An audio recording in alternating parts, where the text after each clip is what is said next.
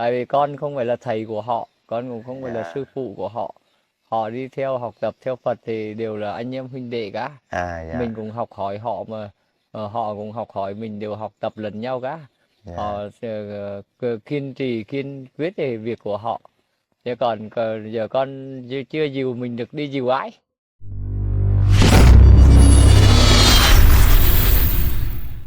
Xin chào cô chú anh chị và các bạn. Chào cô chú anh chị và các bạn đến với kênh Tại Sao và Vì Sao. Chúc cô chú anh chị và các bạn một ngày nhiều niềm vui, hạnh phúc và an lạc. Hôm nay con có xem một cái clip của thầy Thích Trúc Phương nói về việc tu hành của sư Minh Tuệ. Con thấy hay và con chia sẻ cho cô chú anh chị và các bạn cùng xem nhé. Trọng nhất á, tụi con cần hiểu á, trên thế gian này rất là đa nghề, đúng không? Tại sao có người chọn báo chí? Tại sao con phải chọn YouTube, làm nghề YouTube? Tại sao con phải chọn làm nghề bác sĩ? Tại sao con phải chọn làm nghề kỹ sư? Cái mục đích để làm gì? Mục đích của chọn nghề để làm gì? Nó theo cái sở thích của mọi người. Nhưng mà cái mục đích cuối cùng, cái nghề đó giúp được mình có cuộc sống ổn định hay không? Thì tu cũng vậy thôi. Có người chọn cái nghề giống như sư Minh Tuệ là người đâu ra. Có người ở chùa giáo huấn đi tụng giảng pháp. Mục đích của cuối cùng là gì? Là đi đến tìm được cái sự giải thoát cho mình. Nhưng có nhiều người nói con phải dùng cái hành đầu đà là gọi là khổ đà sư. Là có nghĩa người ta nói tu như vậy nó không đúng pháp, là cái người đó họ không hiểu gì Phật pháp hết. Thời Ma Ca Diếp tổ đã tu như vậy rồi. Hành đầu đà này, nếu người nào thực hiện hành đầu đà thì đấy là người đó thân tâm người ta an lạc, ta tự thấy giải thoát. Còn chính mình là không nói. Cái người mà nói là không giải thoát á là người làm không nói, mà người làm không nói là người hay chê. Đôi khi người chê là hay dướng vào cái tham sân si. Còn sư Minh Tuệ ông đang đi như vậy để ông làm chủ được cái tham si. Mà khi mình làm được chủ tham si là mình đã giải thoát, chứ không phải là ép sát. Thế gian nhìn là ép sát, nhưng mà đối với người tu đó là giải thoát. Tại vì tu là đi ngược với thế gian. Thế gian là phải có vợ có con, đó mới là thế gian. Còn người tu là bỏ, không vợ không con, đúng không? Thế gian là phải cần có những cái mà công danh sự nghiệp. Còn người tu là buông hết tất cả công danh sự nghiệp. Con giờ con thử nghĩ đi, bây giờ con có vợ có con rồi, con không chu cấp được thì vợ con không là con phiền não rồi. Hàng ngày chúng ta mở mắt ra, chúng ta phải kiếm bao nhiêu tiền để chu cấp vợ con, rồi đưa con mình đến học hành đến năm đó. Nó con còn nhỏ đó, một con lớn lên là phải nuôi nó sao nữa. Sáng mở mắt ra thấy phải kiếm tiền, thì nó là cái hạnh phúc hay là nó là cái hạnh phúc hay là cái đau khổ? Vui sướng thì ít mà buồn thì nhiều.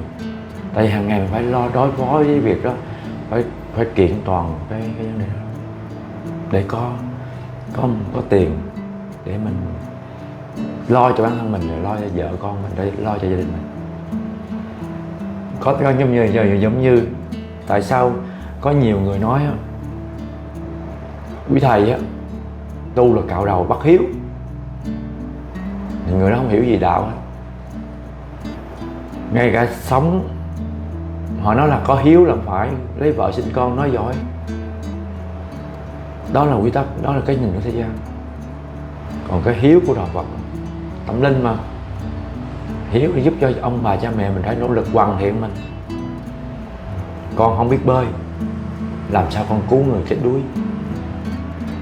Có nhiều người họ nói không giúp cho đời. Sư Minh Tuệ tu vậy là không giúp cho đời, đúng không? Không đi độ hóa rồi. Con giúp đời hay con phá đời? Có giờ hình thức người tu rất nhiều, họ giả dạng người tu rất nhiều. Và những người đó rồi là mất niềm tin vào Phật pháp, mất niềm tin Phật tử, mất niềm tin. Vậy đó, những người đó giúp đời hay là cứu đời? Sư Minh Tuệ ông đang làm, bản thân ông làm tự lợi trước, tự bản thân không lợi trước.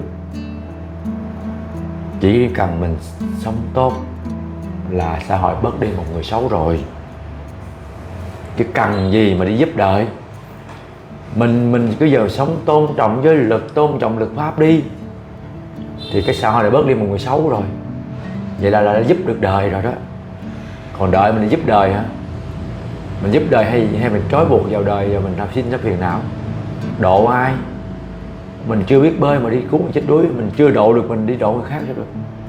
Chỉ có bậc Bồ Tát mới đi độ được chúng sanh thôi. Tại các ngài không dướng vào tham sân si, nên các ngài độ tự lợi, lợi mới lợi tha, rồi mới thành viên mãn. Nên có nhiều người nói sư vậy là người cái đó là sự ích kỷ. Họ dướng vào tham sân si, họ làm không được thì họ mới nói. Chứ sư không làm như vậy là ông đang độ ổng là thành công. Bởi vì trong mà Hoa Nghiêm Kinh đó, Đức Phật mới, chư Bồ Tát mới tán thán: tự tánh chúng sanh thề nguyện độ, tự tánh ta thề độ, tự tánh phiền não thề nguyện đoạn, tự bản thân ta phải giải quyết cái phiền não đó. Tự tánh pháp môn thề nguyện học, tự tánh chúng ta phải nỗ lực học pháp môn, và tự tánh Phật đạo ta thề nguyện hành. Trước mắt muốn độ người phải độ ta trước. Con muốn lo cho con lo gia đình con, là con phải hoàn thiện, con có sức khỏe mới lo được. Nếu con làm không sức khỏe sao con đi làm, con kiếm tiền nuôi được vợ con, đúng không? Mình phải lo trước mình, phải ăn uống đầy đủ mới tạo được cái sức khỏe, mới tạo được trí tuệ để đi kiếm tiền chứ. Mục đích kiếm tiền là gì? Thỏa mãn nhu cầu cho mình và gia đình mình. Đó là mình phải tự lợi trước rồi. Còn con không tự lợi, con mà còn đi con lo được không? Đâu có đủ sức để lo. Chỉ có bậc Bồ Tát mới làm nổi thôi. Mình đói mình thì sao mình đi giúp người ta? Mình muốn gì mình phải no trước chứ. Sư Minh Tuệ đang thực hiện no đó. Tự cũng lợi trước rồi mới độ sao? Còn chúng ta nó giống như sư phụ nó đi độ đời hay đợi độ. Tại vì mình nói mình đi độ đời, mình dướng vào tham sân si. Miệng thì nói đi độ đời mà tham sân si khó. Đến nhà nào cúng đám mà Phật tử không cúng dường, tiền ít tiền nhiều là khác rồi.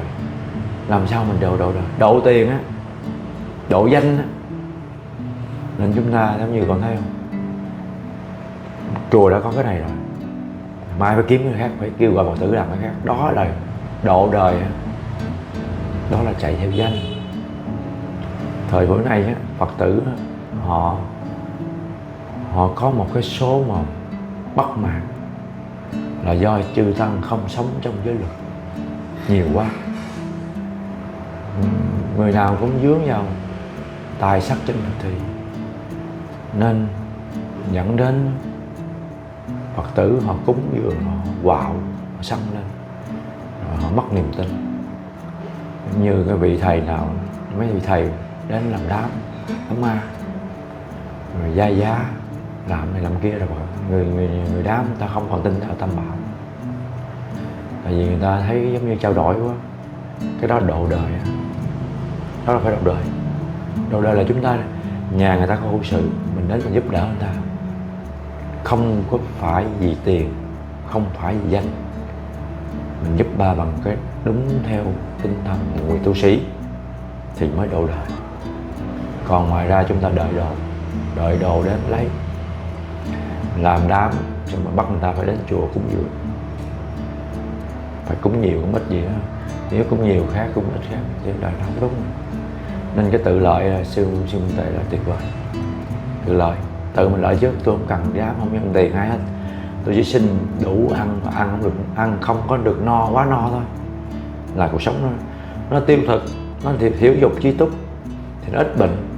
Nên giờ đi thì con thử đi từ Bắc tới Nam một tháng trời, con đi nói với chân con, nó đi chân không mà gặp cái đường nhựa mà nó nóng, nó sẽ làm mình khó chịu. Chưa kể đập gai, rồi chưa kể ngủ ở trong nghĩa địa gặp rắn rít nữa, đúng không?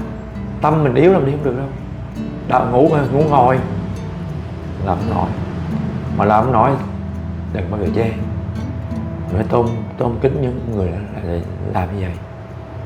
Chứ còn ngoài ra nói là không giúp ích cái gì là sai hết.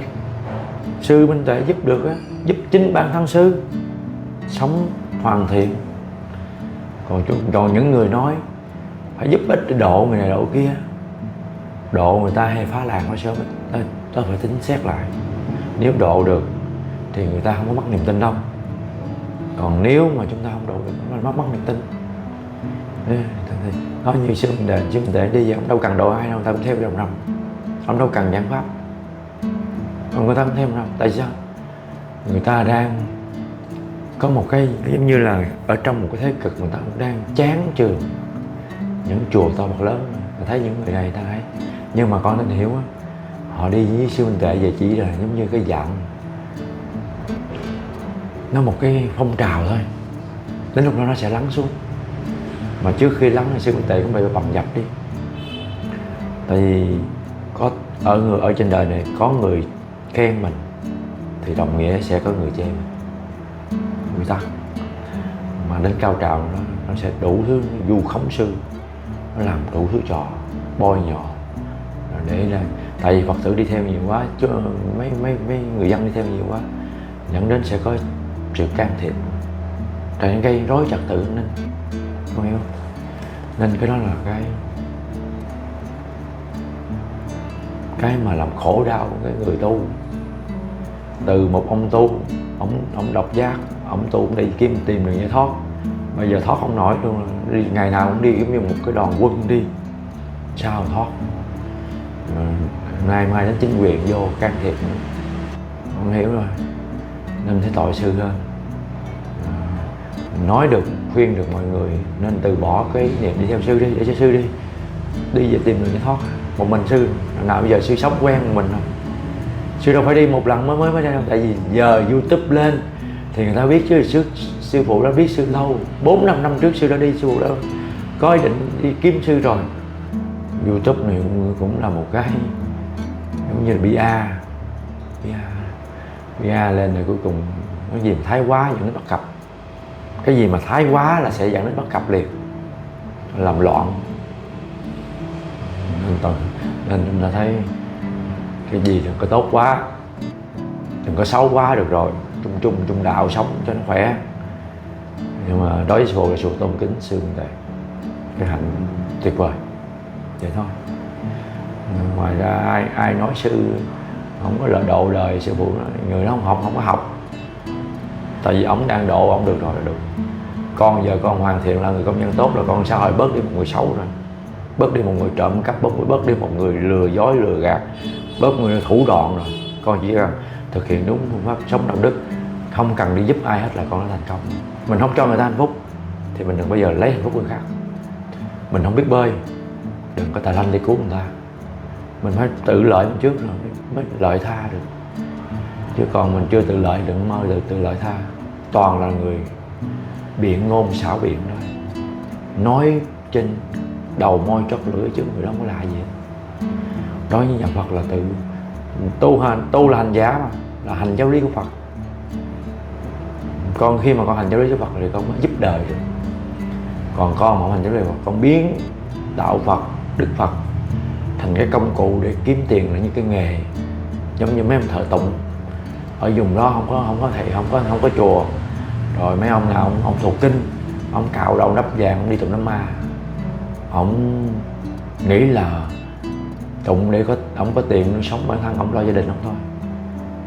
Còn những người mà được ông đến tụng là đa phần những người đó họ không hiểu đạo.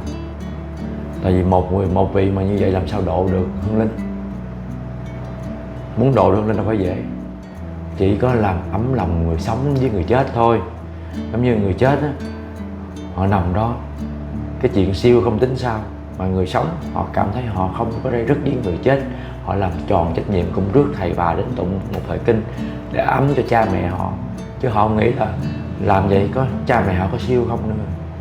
Với một cái người mà họ không sống khuôn khổ giới lực, họ chỉ là một hình tướng, thì làm sao họ có khả năng giúp được hương linh siêu thoát, đúng không?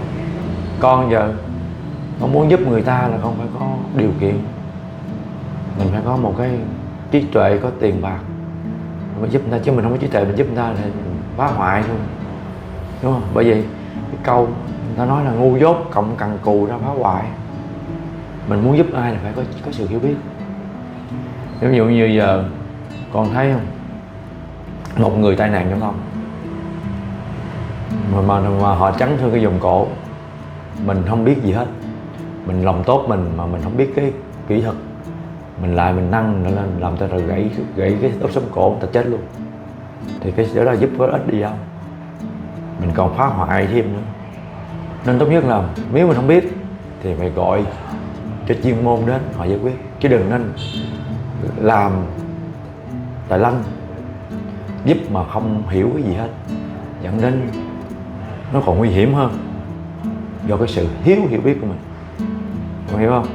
Nên cái gì cũng phải có trí tuệ hết để mình mới làm, để mình mới giải quyết nó đúng, chứ không phải làm khổ mình khổ người khác nữa. Nên đó như Phật là phải từ bi và trí tuệ, mà nói trí tuệ là phải giới luật, trì giới và hành giới. Sư Minh Tuệ đang cầu cái trí tuệ để giải thoát là đang hành giới, thực hiện hành đầu đà, là sư đang tự độ, sư là tự là vậy là tốt rồi. Còn những người mà nói sư là không giúp ích gì, những người đó là không cần phải bàn, không hiểu gì Phật hết, họ đang lòng ích kỷ, họ không thực hiện được giống như sư.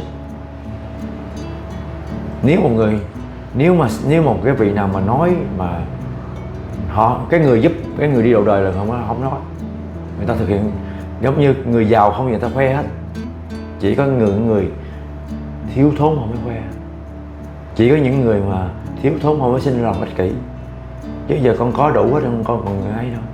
Con giờ con ở một cái khu toàn là biệt thự đó, bởi vậy cái khu mà người ta nói là khu mà biệt thự nhà giàu á, là không có nhà nào chơi nhà nào hết, ai cũng giàu như nhau hết, đâu có cần phải ra chơi gì. Còn chúng ta ở cái khu ổ chuột, khu mà lao động á, thì nhà này nó dòm nhà kia có mua chiếc xe thì nhà đây đã ghét rồi. Còn ở khu phố nhà giàu, nhà nào đóng cửa, đôi khi mình chết cũng chưa biết ai, tại vì đâu có qua lại đâu, nhà nào cũng như nhau hết, đúng không? Nên những người nói vậy là biết người đó tâm địa họ ích kỷ, họ hẹp hòi, họ không làm được, nên họ không thích ai hơn họ, đúng không? Nên chính vì vậy mà cuộc sống này họ càng ích kỷ thì họ càng đau khổ. Tại vì họ ích kỷ, họ sẽ không muốn ai hơn họ không muốn ai nổi tiếng hết. Mà bản thân Sư Minh Tuệ đâu có muốn nổi tiếng đâu, tại vì ai quay tôi quay chứ tôi đâu cần phải kêu ai đến quay đâu. Mình không cần nổi tiếng thì cuối cùng là người nổi tiếng, còn mình muốn nổi tiếng thì mình không được nổi tiếng, đúng không? Tại vì lòng ham cầu mình muốn, còn người ta không ham cầu tự nhiên sẽ nổi tiếng. Đó là quy tắc. Nên đối với tụi con cứ hoàn thiện mình đi, sống có đạo đức đi, là xã hội bớt đi một người xấu rồi. Không cần phải đi dạy người khác đạo đức đâu, cái dạy người khác để người khác làm, chuyên môn làm. Chúng ta chỉ cần hoàn thiện chúng ta được rồi, là cuộc sống này tốt đẹp. Chúng ta hoàn thiện tốt, lo vợ lo con, sống chuẩn mực, là xã hội bớt đi một người khổ, bớt đi một đứa trẻ bị khuyết tật giữa cha mẹ ly dị. Cái sống có chuẩn mực, dạy dỗ con cái nên người, thì xã hội đã có một người tốt rồi. Còn chúng ta sống mà ích kỷ, không thương mấy đứa con mà đẻ ra không thương, rồi sống theo vợ chồng ly dị gì, mấy đứa nhỏ nó lớn lên nó sẽ bị lập dị, nó sẽ không có phải phát triển tốt, thì xã hội sẽ gánh thêm một thành phần xấu nữa, đúng không? Thì đó là chúng con thì coi qua cái sự mà cái mà chứng minh thực tế đó, tụi con tự xem Sư Minh Tuệ tốt hay xấu, đúng không? Tốt hay xấu? Tốt là sư đang hoàn thiện, sư là người tốt. Còn cái người nói sư không độ đời là người đó miễn bàn, tại vì người đó không hiểu gì về đạo ấy. Ta đang sống trong cái nỗi sân hận ích kỷ. Người ta bắt ông sư phải đi, ông sư phải giống ta đi độ đời. Độ đời hay đợi đồ là chuyện tính sao à, đúng không? Đây mình không nói đụng chạm thì không hay, chỉ nói trên nghĩa là gọi là mượn thôi, mượn cái hình để dẫn chứng thôi, chứ không có nói xấu bất cứ ai hết. Nói xấu bất cứ ai là mình sẽ phạm vô cái tội cũng còn tham sân si nằm đó.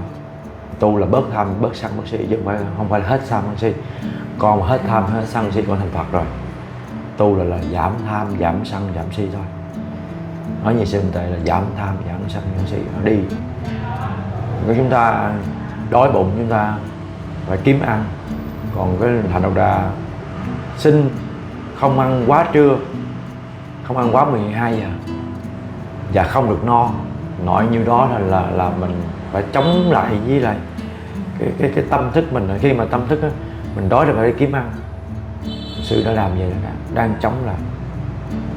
Người ta nói là khổ hạnh, tu vậy là khổ ép sát. Đúng, ép sát á, nhìn thấy ép sát á, nhưng mà ép sát mà ta đến an lạc. Còn mình cung cấp thật sự, mình cung cấp đủ cho cái thân thể mình, cuối cùng mình hại nó. Bởi vì Đức Phật nói câu khẩu sức thành họa mà khẩu nhập thành bệnh. Do mình ăn uống, cái gì cũng ăn uống, cái gì cũng vọng vô hết, cuối cùng bệnh hết. Vậy là cái đó là thương thân mình hay hại thân mình. Vì tiểu đường, tim mạch rồi do ăn uống thôi. Sống không có một cái chú trọng bản thân. Còn sư Minh Tuệ là liễu dục chỉ thúc, là biết vừa đủ cung cấp cho cái năng lượng nó hoạt động một ngày đó, thì làm sao có bệnh tật. Chính vì không bệnh tật mới 4 năm, 5 năm, 6 năm đi từ Bắc vô Nam, từ Bắc vô Gia Lai đâu ai làm nó đi bộ, đúng không? Thì đó, ai bệnh tật, ai không bệnh tật là hiểu liền. Thì chúng ta quá dư thừa năng lượng thì nó mới sinh ra ung thư, gan nhiễm mỡ. Tại cung cấp nhiều quá, còn mình cung cấp vừa đủ là không bệnh. Bởi vì Đức Phật nói câu là liễu dục chỉ thúc, biết vừa là đủ là hạnh phúc mà. Còn nếu chúng ta không biết vừa đủ thì chúng ta sẽ không bao giờ thấy hạnh phúc. Còn giống như sư phụ nói là cái người mà họ đói á, cái hạnh phúc của họ là không phải ở nhà lầu, mà hạnh phúc của họ là có được miếng ăn. Giống như những người đang khát nước ở miền Tây, thiếu nước sạch, họ không cần có tiền vàng gì hết, họ chỉ cần có nước để họ sinh hoạt thôi. Thì cái hạnh phúc của người thiếu thốn gì là họ cần đó. Nhưng mà khi có được rồi á, giống như có nước ngọt rồi, họ đòi hỏi thêm cái. Nên cuộc đời họ chúng ta là luôn luôn hạnh phúc giả tạo. Có rồi thì chán, rồi muốn lên nữa. Ta nói được voi đội 2 bàn chân thì chúng ta sẽ không hạnh phúc. Hạnh phúc là gì? Chúng ta chấp nhận những gì đang có ở trong bản thân chúng ta. Giống như con muốn hạnh phúc là gì? Con chấp nhận vợ con, gia đình con thương vợ con không bao giờ con nghĩ đến những người phụ nữ khác là con hạnh phúc. Và vợ con chấp nhận con cuộc sống thì đừng so sánh con với là người nào khác làm nhiều hơn con thì là hạnh phúc. Chứ còn mà ngồi so sánh, anh phải làm như người đó, anh phải như cái ông đó tiền nhiều để lo vợ con, không bao giờ có hạnh phúc. Tại sao? Lúc nào cũng so sánh, không bằng lòng với những gì mình đang có.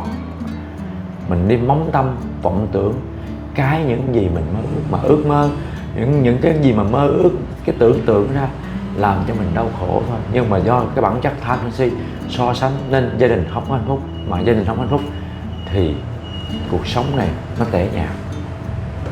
Rồi bây giờ hạnh phúc là do chúng ta tự tạo, biết bằng lòng những gì mình có, chứ đừng có đòi hỏi những gì mà ngoài sức của mình. Như con muốn có xe hơi, người ta có phước người ta làm nhanh, hay người ta còn có những người ta còn muốn có thì người ta phải làm những chuyện xấu, bán rồi nó mới nhanh. Nhưng mà bán mà có xe hơi nhanh nhưng mà không có bền. Còn con muốn có được lâu thì không phải làm lâu thì nhưng mà cái xe sẽ bền, đúng không? Thì quy tắc mình chấp nhận mình tài năng phước báo lên đâu, mình không bao giờ thấy buồn. Nên chúng ta hãy bằng lòng những gì chúng ta đang có đi là chúng ta mới hạnh phúc. Khi chúng ta móng tâm cầu tưởng thì chúng ta sẽ không hạnh phúc. Đức Phật nói cầu bất đắc là khổ mà. Đó là cái mà các cô chú, anh chị và các bạn thấy thầy Trúc Phương nói như thế nào ạ? Nói có hay không ạ? Thầy Trúc Phương á nói cái này hay nè. Sư nói á, những người đi theo sư Minh Tuệ á giống như đi theo phong trào thôi, và nó sẽ lắng xuống. Cái này á sư nói nó đúng quá, và hiện tại á nó y như vậy luôn. Chỉ có sư Minh Tuệ á mới làm được những cái điều phi thường thôi. Đó là lý do mà sư được người dân kính trọng đảnh lễ. Vì sư Minh Tuệ đi bộ hành một mình á 6-7 năm rồi. Sư không cần ai cả, sư không cần ai bảo vệ cho mình. Sư là độc nhất vô nhị, không có người thứ hai. Con đảm bảo luôn á. Sư Trúc Phương nói sư Minh Tuệ tu theo 13 hạnh đầu đà đó là không phải tu ép sát, mà là tu á để làm chủ cái tham sân si, để kiếm con đường giải thoát, chứ không phải ép sát gì cả. Rồi sư nói tiếp, chỉ cần mình á sống tốt, không hại ai là tốt lắm rồi, là xã hội á mất đi một người xấu rồi. Đó là giúp được cho đời rồi đó, chứ không phải á mình giúp đời, mình cứu đời mới là tốt. Mời mọi người xem clip của anh Long chia sẻ khi anh Long được sư Minh Tuệ khai thị nè. Long rùng mình nữa nha cả nhà. Long cũng là tu tập đấy, tu tập làm thiện. Nhưng mà khi thầy nói anh từ thiện giới cho anh làm thiện lớn cỡ nào cũng không bằng anh từ thiện giới cho anh. Long phăng ra mà Long thấy khủng khiếp. Trời, cái lời khai thị nói hoài cũng không hết nổi luôn. Cái diệu dụng của cái lời khai thị đó kinh hoàng. Trời, Long thấy bao nhiêu người làm thiện cũng như mình. Trời, gặp người ta khổ khóc, gặp người ta đói khóc, gặp người ta bị nạn khóc, mà không biết khóc cho mình.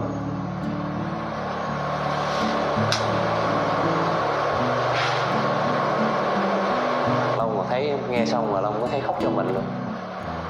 Bởi vì sao? Bao nhiêu năm qua mình làm thiện, dù cái tâm mình luôn hướng tốt đến bà con, yêu thương thật lòng, chăm sóc quan tâm như người nhà, nhưng mà mình đâu có hết sân đâu. Mình đâu có hết sân, bởi vì mình còn phạm những cái giới, mình chưa trọn vẹn những cái giới, nên cái sân tham sân si mình còn nhiều. Mình không có trọn vẹn những cái giới. Nếu mình trọn vẹn những cái giới thì nó đỡ biết bao nhiêu.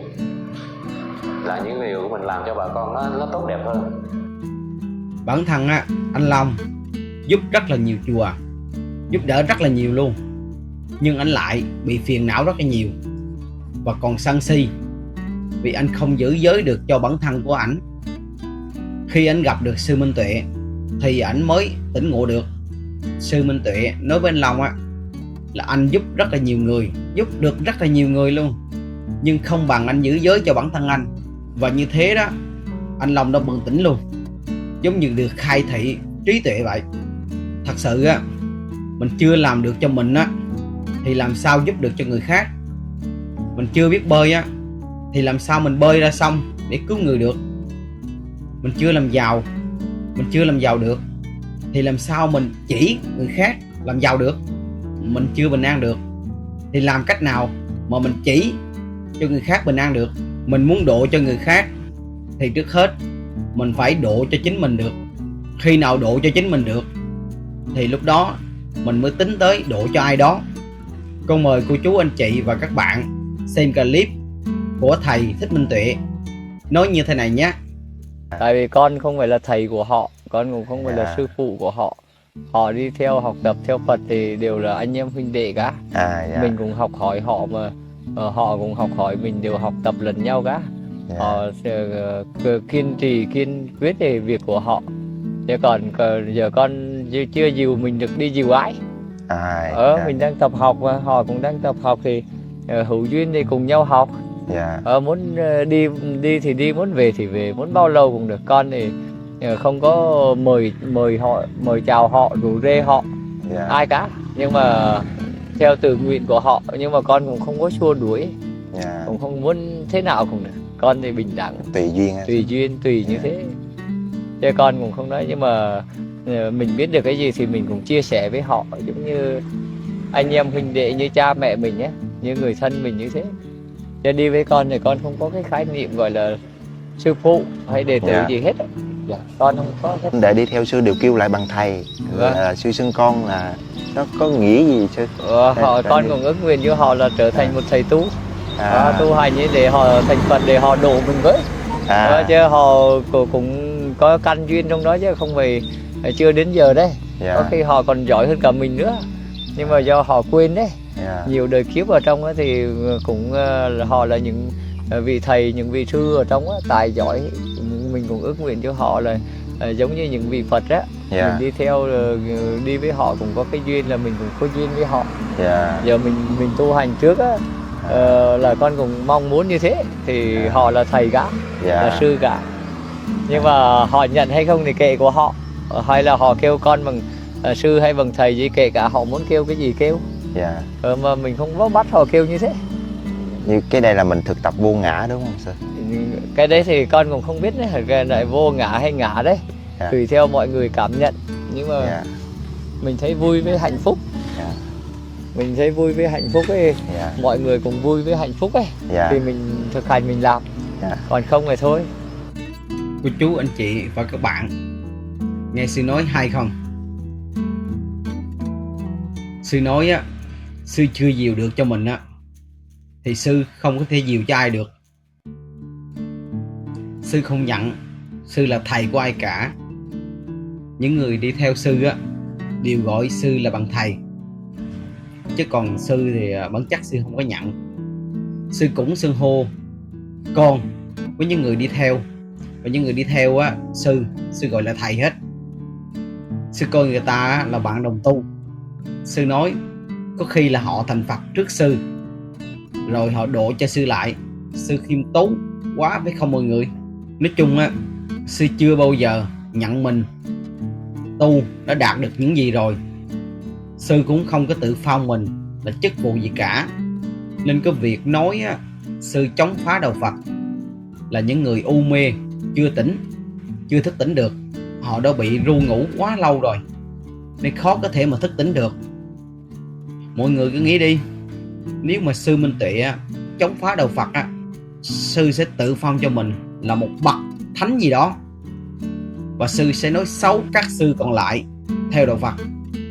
Đằng này á, sư không hề làm vậy. Sư Minh Tuệ không nói sư đã đạt được những gì rồi và trở thành bậc kia bậc nọ, và chưa bao giờ nói xấu và nói đụng chạm đến ai cả.